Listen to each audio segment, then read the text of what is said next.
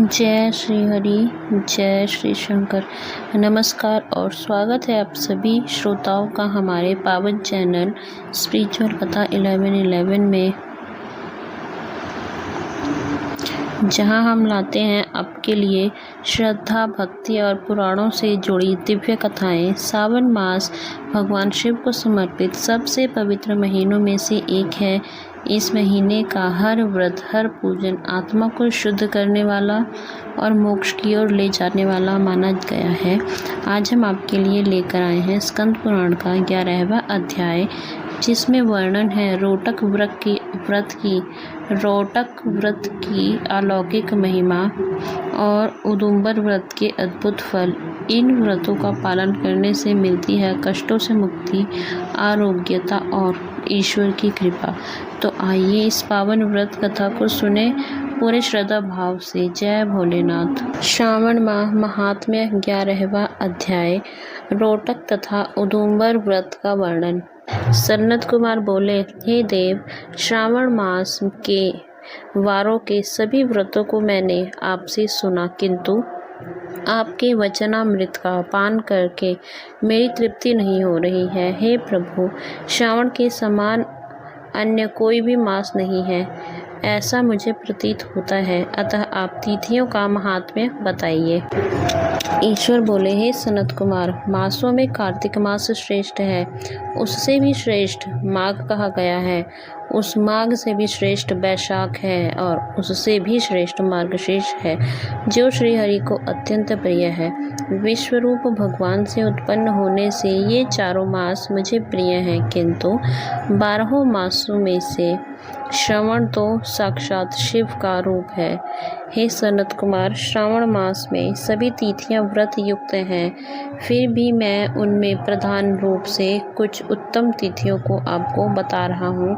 सर्वप्रथम मैं तिथि तथा वार से मिश्रित व्रत आपको बताता हूँ। श्रावण मास में जब प्रतिपदा तिथि में सोमवार हो तो उस महीने में 5 सोमवार पड़ते हैं। उस श्रावण मास में मनुष्यों को रोटक नामक व्रत करना चाहिए। यह रोटक नामक व्रत 3.5 महीने का भी होता है। यह लक्ष्मी की वृद्धि करने वाला तथा सभी मनोरथों की सिद्धि करने वाला है। हे मुने, मैं उसका विधान बताऊंगा, आप सावधान होकर सुनिए। श्रावण मास के शुक्ल पक्ष में प्रतिपदा तिथि को जब सोमवार हो, तब विद्वान प्रातः काल यह संकल्प करें, मैं आज से आरंभ करके रोटक व्रत करूंगा।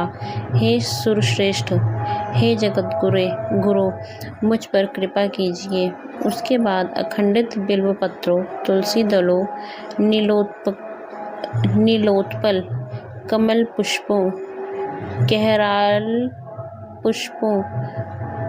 कहलार पुष्पों, चंपा तथा मालती के पुष्पों, गोविंद पुष्पों, आक के पुष्पों, उस ऋतु तथा काल में होने वाले नाना विधि अन्य सुंदर पुष्पों, धूप, दीप, नैवेद्य तथा नाना प्रकार के फलों से शूलधारी महादेव की प्रतिदिन पूजा करनी चाहिए। विशेष रूप से रोटकों का प्रधान नैवेद्य अर्पित करना चाहिए। पुरुष के आहार प्रमाण के समान 5 रोटक बनाने चाहिए। बुद्धिमान को चाहिए कि उनमें से 2 रोटक ब्राह्मणों को दे, 2 रोटक का स्वयं भोजन करे और 1 रोटक देवता को नैवेद्य के रूप में अर्पित करे। बुद्धिमान को चाहिए कि शेष पूजा करने के अनंतर अर्घ्य प्रदान करे। केला, नारियल, जंबीरी, नींबू, बीज पूरक, खजूर, ककड़ी, दाख, नारंगी, बिजौरा, नींबू, अखरोट, अनार तथा अन्य और जो भी ऋतु में होने वाले फल हों, वे सब अर्धदान में प्रशस्त हैं। उस अर्धदान का फल सुनिए। 7 समुद्र सहित पृथ्वी का दान करके मनुष्य जो फल प्राप्त करता है, वही फल विधान पूर्वक इस व्रत को करके वह पा जाता है। विपुल धन की इच्छा रखने वालों को यह व्रत 5 वर्ष तक रखना चाहिए।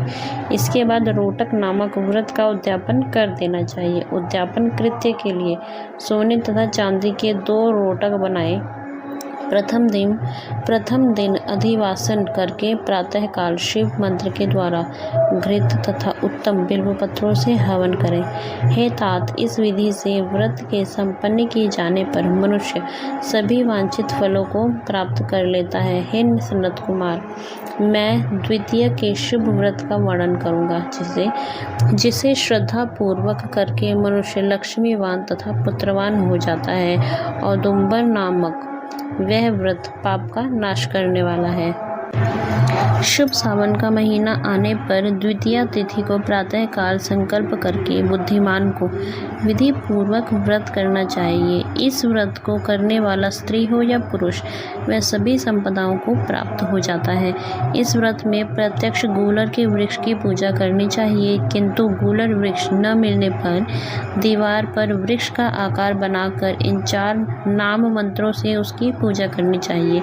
हे उदुंबर, आपको नमस्कार है। हे हेम पुष्पक, आपको नमस्कार है। जंतु सहित फल से युक्त तथा रक्त अंडतुल्य फल वाले आपको नमस्कार है। इसके अधिदेवता शिव तथा शुक्र की भी पूजा गूलर के वृक्ष में करनी चाहिए। इसके 33 फल लेकर 3 बराबर भागों में बांट लेना चाहिए। इनमें से 11 फल ब्राह्मण को प्रदान करें, 11 फल देवता को अर्पण करें और 11 फलों का स्वयं भोजन करें। उस दिन अन्न का आहार नहीं करना चाहिए। शिव तथा शुक्र का विधिवत पूजन करके रात में जागरण करना चाहिए। हे तात, इस प्रकार 11 वर्ष तक व्रत का अनुष्ठान करने के बाद व्रत की संपूर्णता के लिए उद्यापन करना चाहिए।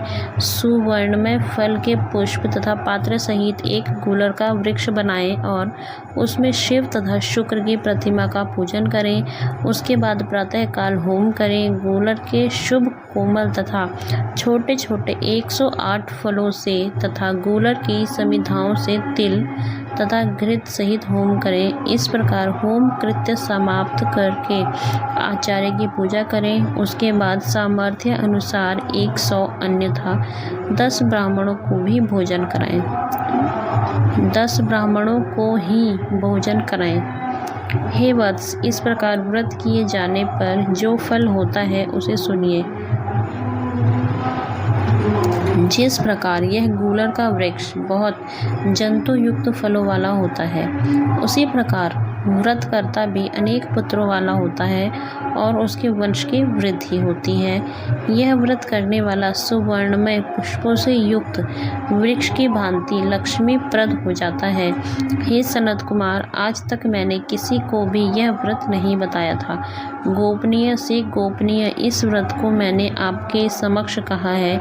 इसके विषय में संशय नहीं करना चाहिए और भक्तिपूर्वक इस व्रत का आचरण करना चाहिए। इस प्रकार श्री स्कंद पुराण के अंतर्गत ईश्वर सनत कुमार संवाद में श्रावण मास महात्म्य में पदरोटक व्रत द्वितीयोंबर व्रत कथन नामक 11वां अध्याय पूर्ण हुआ। हर हर महादेव।